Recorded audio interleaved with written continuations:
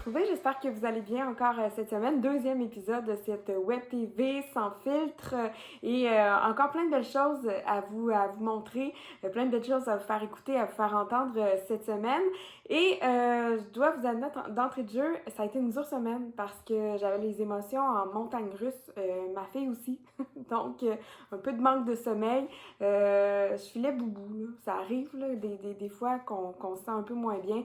Ça fait déjà un mois qu'on est en confinement. Je sais pas si ça se passe comme ça pour vous à la maison, mais cette semaine, c'était dur là, de partir la machine, de trouver du positif. Il y avait beaucoup de remises en question.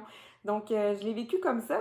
Et il y a quelqu'un qui m'a fait du bien. J'ai le bonheur de vous présenter cette entrevue-là. Pascal Picard, donc, que vous connaissez bien, de la région de Québec, qui a dû annuler sa tournée, elle, à cause de la crise qu'on vit actuellement. Donc, plusieurs spectacles qui sont en attente d'être reportés ou tout simplement annulés. Et elle a bien accepté de nous parler de ses émotions. C'est une fille authentique et vous allez voir que le message qu'elle nous lance, ben, ça fait du bien en dedans. Vraiment. J'en veux pas des années qu'il me reste. Pascal, j'ai envie de prendre des nouvelles. C'est ce qu'on fait dans la Web TV sans fil. D'abord, comment tu vas? Comment tu l'as géré, toute cette crise-là, cette aventure-là depuis le début?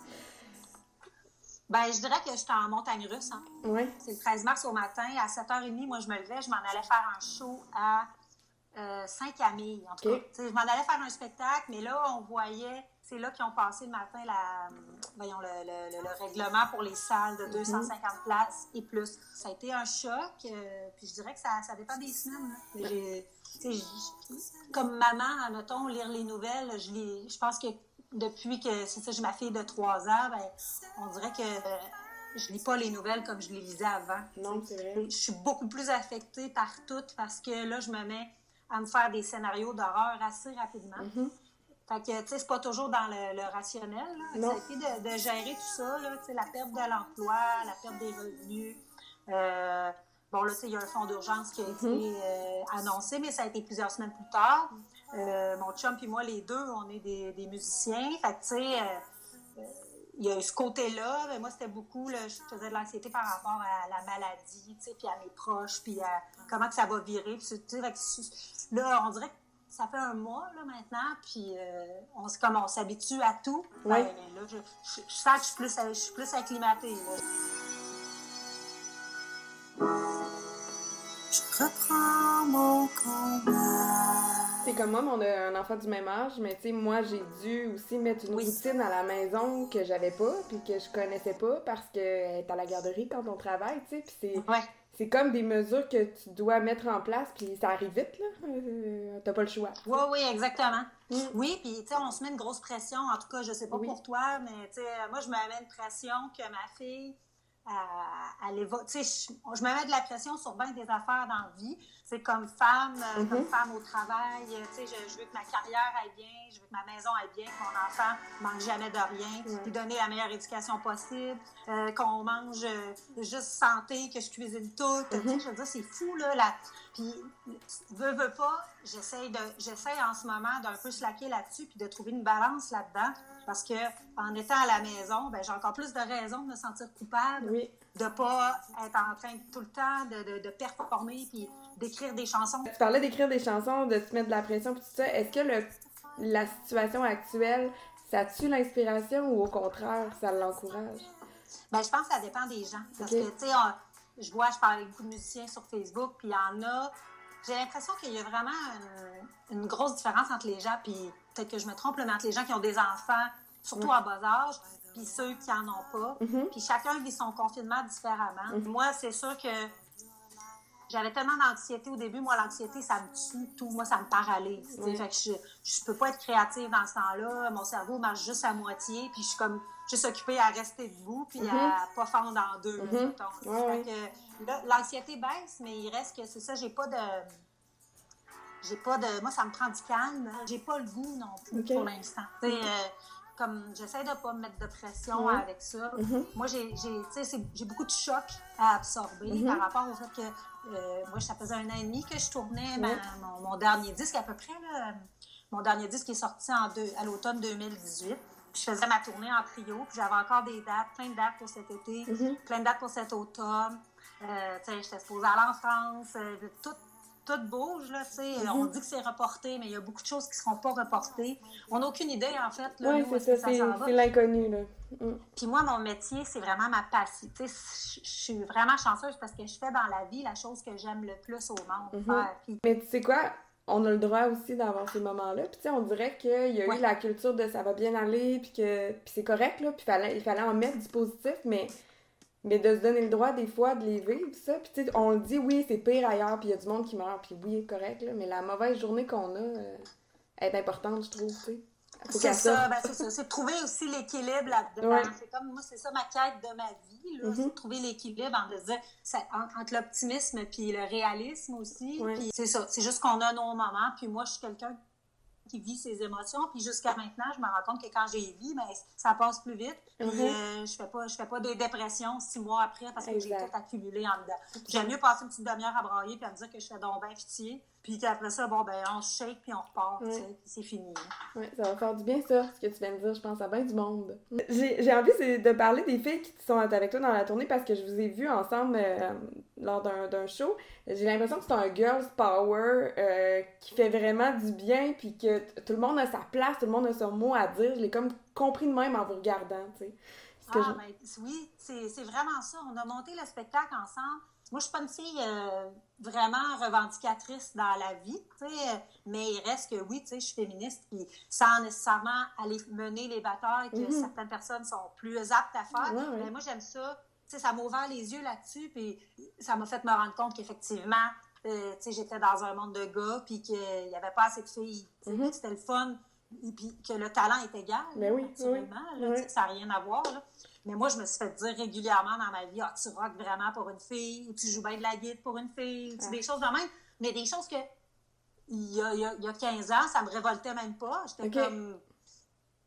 J'étais tellement habituée de l'entendre que c'était quasiment un compliment. Fait que, tu sais, de se rendre compte de ça, tu te dis, aïe, on est mal, le filage, il marche pas. Non, non. Quand tu te retrouves toute seule, comme ce que tu fais sur le web présentement, parce que là, tu as décidé d'offrir ça, comment tu le vis, ça, ces shows-là, dans l'intimité de ton salon? C'est pendant que ma fille, elle jouait, puis là, j'ai pris ma guitare, puis j'ai commencé à jouer, puis je me suis pas mis à jouer mes chansons, tu sais, je me suis mis à faire... Moi, j'ai fait du cover dans les bars. Dans la ville de Québec, c'est ça, pendant plusieurs années. Fait que je me suis mis à jouer des vieux covers, puis là, je me rendais compte que ça me faisait du bien. Puis je jouais des tunes, puis je pleurais, puis c'était pas des tunes tristes, là, mais tu sais, on dirait que ça me libérait, puis ça me faisait du bien. Puis là, je me suis dit, c'est vrai, dans le fond, je fais de la musique, tu sais, puis ils ont mis en place là, un truc où les artistes, dans le fond, tu postules, puis tu donnes un spectacle de 45 à 60 minutes, puis ils donnent des 1000 $ aux artistes qui le font, tu sais. Demander aux gens, aux fans, puis au monde sur ma page, c'est quoi les chansons de mon répertoire qu'ils avaient envie d'entendre. J'ai compilé ça. Fun parce que justement, je faisais pas de live avant. Puis quand il faut chercher du positif, tu sais, dans les situations, ben, le fait que ça me force à faire des lives, ben, ça me permet d'aller rejoindre du public français que j'ai pas vu depuis longtemps. Ça va peut-être ouvrir des portes pour le après, je sais pas. À suivre, à suivre. Ouais, je suis pas encore rendue à penser là. Non, mais... Si ça peut, ben non, mais on sait jamais... moi, je me suis toujours dit ça aussi, là. On sait jamais c'est qui est en train de te regarder. J'ai jamais fait un show. Voyons, je sais pas comment dire, mais depuis même que je joue dans les bars, là, tu sais, puis j'ai eu des soirées, des fois, c'était n'importe quoi, mais je me dis, tu sais jamais c'est qui est dans la salle, puis qui peut t'amener ailleurs. Tu sais. Puis moi, il reste que c'est un petit gars de 8 ans, quand je joue au Frère Toc, qui tripait sur moi, qui a parlé à Paul Dupont-Hébert, qui était le président de Zone 3 à Montréal à l'époque. Puis c'est comme ça que je me suis fait appeler pour aller à l'émission Les Pourris de Talent. Puis Les Pourris de Talent, ça m'a fait rencontrer ma maison de disques qui a sorti mon premier disque. Tu sais, c'est fou, pareil. Puis j'ai toujours eu cette mentalité-là par rapport à tu sais jamais c'est qui est dans la salle. Hey, merci beaucoup d'avoir pris le temps, une petite demi-heure dans ton confinement, mais vraiment... Ben non, mais c'était le fun au bout, t'as vu comment j'ai... Oui, c'est parfait, ça fait du bien. J'imagine, là. Oui, j'ai du stock en masse, mais c'est le fun, c'était vraiment... Merci de t'être merci, comme ça. T'es super fine. Merci d'avoir pris du temps pour jaser avec moi. Merci de ton initiative aussi, de continuer à promouvoir la culture. Il faut, les entreprises locales, comme tu dis. Oui, bye. À bientôt, bye. J'espère que vous avez aimé cette rencontre autant que moi. J'adore cette fille-là et vraiment un grand merci à elle de nous avoir partagé comme ça ses émotions, ses questionnements aussi. Ça vous tente de l'écouter, donc c'est ce samedi dès 16h sur sa page Facebook pour ce live Facebook et c'est vraiment une fille pleine de talent. Une autre fille pleine de talent qui fait un bon geste pendant la crise, c'est Andréane Marquis, la fondatrice de l'entreprise Womans. Andréane qui est quand même reconnue pour une personne qui aime s'impliquer dans sa communauté. Elle a donné l'an passé 25 000 de dons en vêtements à des femmes dans le besoin dans la région de Québec. Elle s'associe comme ça à plusieurs causes au cours de l'année, mais là, elle cherchait une façon de faire, une façon d'apporter de l'aide concrète pendant la crise, et c'est par le biais de Moisson Québec qu'elle a trouvé sa réponse. On parle beaucoup de jeunes philanthropes, que c'est dur d'aller rejoindre cette catégorie de jeunes-là pour donner. Toi, tu le fais. C'est pas la première fois là, qu'on te voit être attiré par une cause, mais là, Moisson Québec, comment c'est venu ça? Comment tu as décidé de te joindre à cette cause-là? Ça, c'est... Moi, j'écoute la radio parler, sans cesse. Dans le fond, je travaille au bureau, j'écoute ça sans cesse. Puis, j'écoute toujours Sylvain Bouchard dans le retour. Puis là, j'entendais Hélène de chez Moisson Québec qui est arrivée, puis qui expliquait que bon... Puis c'était comme, je te dirais, 2 ou 3 jours après que le premier ministre a dit « Hey, tu sais, soyez pas gênés, allez-y dans les banques alimentaires, puis si vous manquez d'argent, puis tout ça. » Moi, j'avais déjà dit aux filles, il faut faire quelque chose. Tu sais, les filles au bureau, il faut trouver une initiative dans laquelle on pourrait s'impliquer. Puis moi, les filles, ça fait partie de quand elles sont engagées, ils savent. Okay. C'est sûr que dans l'année, je ne sais pas quand, il y a une journée où vous allez travailler bénévolement, on va aller aider je ne sais pas qui. Moi, ça fait partie de ce que j'ai envie d'être et de faire dans la vie. Okay. Ils n'ont pas le choix. S'ils ne veulent pas, ils ne travaillent pas ici. C'est comme, c'est comme ça. Puis là, j'étais comme, on fait quelque chose. Puis en même temps, je me disais, d'aller donner du temps bénévolat. Là, après ça, tu sais qu'il y a donc bien des gens qui ont donné, qui ont du temps donné. Bon, qu'est-ce qu'on pourrait faire d'autre? Puis là, quand j'ai entendu Moisson, j'étais comme, tu sais, je pense que ça pourrait être quelque chose d'intéressant. Moi, je parlais d'une dame chez Moisson Québec. Puis, tu sais, au départ, la dame, Catherine, ouais, OK, tu sais, t'es comme pas sûre, tu sais. Puis, tu sais, je veux dire, nous, on n'est pas une très grosse entreprise, là, on n'est pas un Simon, pas grand monde si on est qui. Fait que, tu sais, je pense qu'elle était comme, tu sais, c'est beau ton projet, mais aussi tu t'en vas avec ça. Fait tu sais, nous, pour t'expliquer un peu la campagne, le but, c'est pas de vendre un produit pour ramasser des sous. Le but, c'est de mettre à disposition de n'importe qui la facilité de faire un don. Puis, je pense que notre génération, en tout cas la mienne, moi j'ai 29 ans, on est plus, tu sais, des GoFundMe, tu sais, des trucs comme ça. Tu vas passer sur Facebook, OK, je mets 40$. C'est pas donné non plus à tous les organismes à but non lucratif de trouver une façon d'être populaire, si on peut dire. Puis, tu sais, le web, c'est une débite à part. Il faut moi, je vais dire, quand j'ai eu cette initiative-là, de dire, je pourrais trouver une façon de donner un don. Ça pourrait être un produit non taxable. OK, le don serait mis à part. Il a fallu que je parle avec mon développeur, qu'on l'ajoute. Il y a eu un travail que c'est normal qu'un organisme à but non lucratif qui fonctionne avec des budgets serrés puisse pas se dire, on va mettre tant d'argent à telle base. Non, c'est complètement normal. Fait que là, Moisson Québec, c'était vraiment, OK, comment on peut justement aider sans, devoir acheter, parce qu'on ne veut pas encourager les gens à consommer nécessairement, parce qu'on est dans une période où on doit faire attention à nos sous. Fait que, c'était un peu de dire, OK, ben pour vrai, tu viens sortir, puis il y a plein de gens qui donnent des sous, puis qui n'achètent pas, puis way to go, là. Puis là, on s'est dit, ben pendant ce temps-là, donnons la livraison gratuite. On a donné la livraison gratuite tout le mois d'avril. Fait que l'argent que tu sauves, ta livraison, tu sais, comment on fait un don, puis on le tourne un peu comme ça, tu sais, c'est comme, hey, t'as la livraison gratuite, tu fais un don, tu sais, fait que c'est un peu...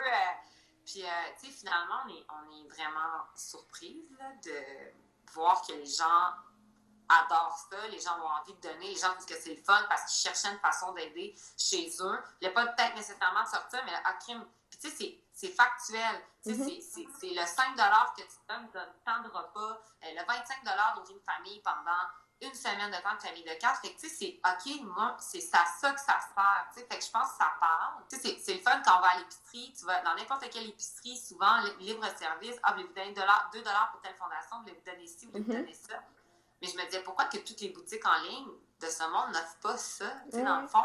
Tu sais, moi, là, le fait, pour Moisson Québec, dans cette période-ci, pendant un mois, mais on est certainement en train de penser comment on va faire pour trouver une façon qu'à l'année longue, on puisse offrir aux clients pour telle fondation. Puis au final, je me dis, bon, ben, tu sais, je sais pas, le Women, c'est 70 000 abonnés. Moi, je pense que j'en ai 130 000 sur Instagram. Mais tu viendras pas me dire que tu sais pas c'est quoi Moisson Québec parce que je t'en parle à chaque jour. Fait que, tu sais, au moins, peut-être que ça va, tu sais, quand tu vas avoir envie de donner dans le temps de Noël, c'est vrai, Moisson Québec, ça peut être le fun. J'avais donné 5$, ça avait nourri, ça avait 15 repas, tu sais. Ben, bravo pour l'initiative, vraiment.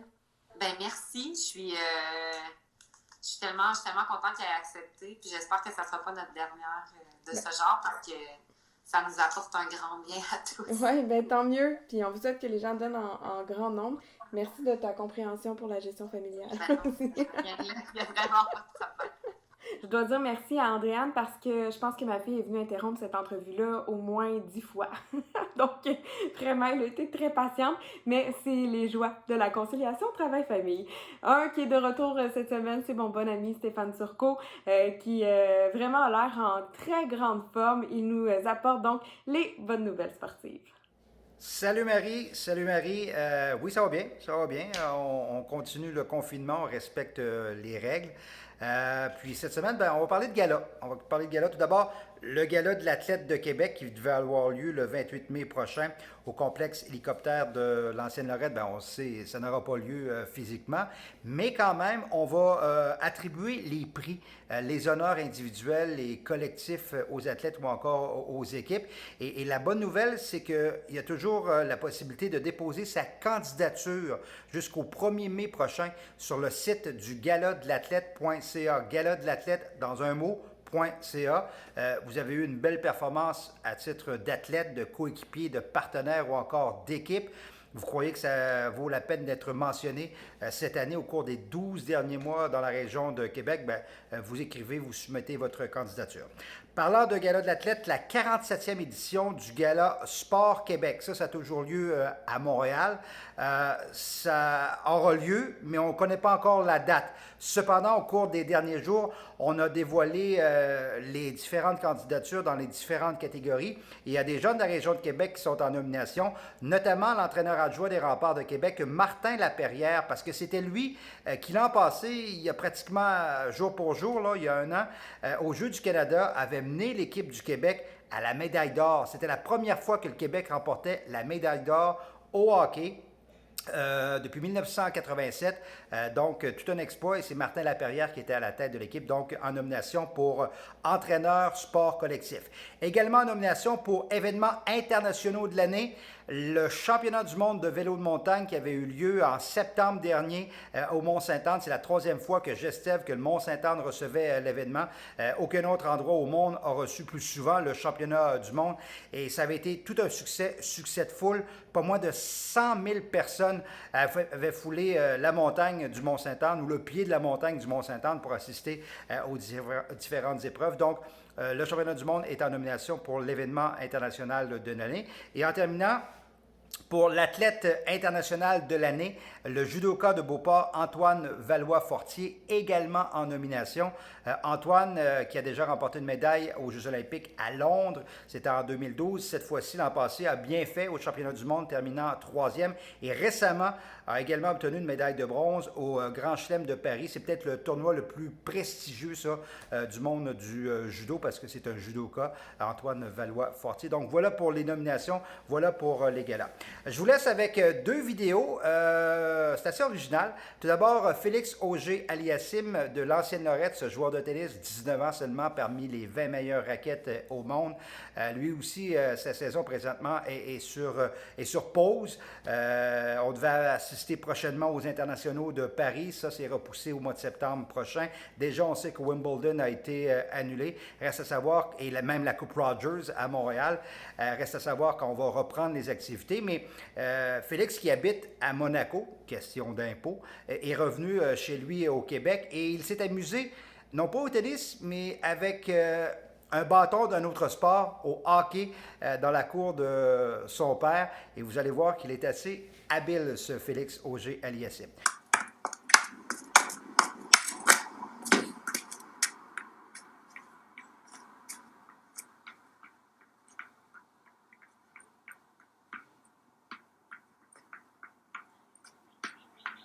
Et en terminant, je vous laisse avec possiblement L'entraîneur, tout sport confondu, le plus drôle de la région de Québec, l'entraîneur de boxe François Duguay. C'est lui qui est l'entraîneur notamment de Sébastien Bouchard et Lexon Mathieu.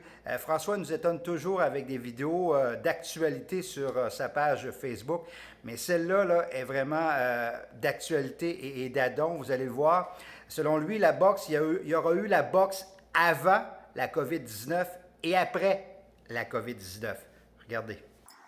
Papa, qu'est-ce que tu fais encore? Je suis en train de réinventer la boxe en distanciation sociale. Merci beaucoup, François Duguay. Merci, Marie-Christine. Puis on se dit à la semaine prochaine. Merci beaucoup, Steph. J'ai hâte de te retrouver la semaine prochaine avec d'autres bonnes nouvelles. J'ai surtout hâte de te voir en vrai, mon ami, parce que tu me manques, disons-le.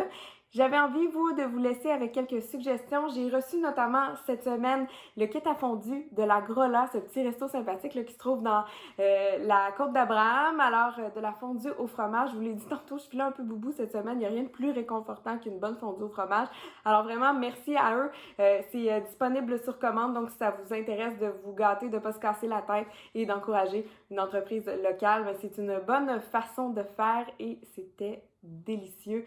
Alors voilà comme suggestion également pour les gens qui ont envie de voir, de consommer de l'art. Sachez que le Musée national des beaux-arts du Québec ont rendu disponible en ligne l'audio-guide de l'exposition Frida Kahlo, Diego Rivera et le modernisme mexicain. C'est vraiment une superbe exposition. J'ai adoré. C'est l'exposition qu'on pouvait voir lorsque le musée était ouvert. Et vraiment, ça vaut la peine juste pour découvrir cette femme extraordinaire qui était Frida Kahlo. Alors voilà, c'est lancé. On se laisse en musique avec notre house band maison composé d'un seul artiste, Félix Biello, qui nous fera sourire encore cette semaine parce qu'il a plein d'amour à donner, tout comme nous. Je vous embrasse. À la semaine prochaine. Bye bye. J'ai plein d'amour à donner, plein d'amour, j'ai plein d'amour à donner, plein d'amour.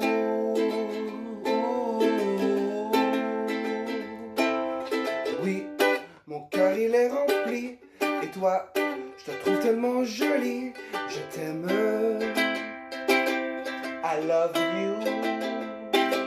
Si tu veux un rendez-vous, moi, je serai doudou forever, pour toujours. J'ai plein d'amour à donner, plein d'amour, j'ai plein d'amour à donner, plein d'amour.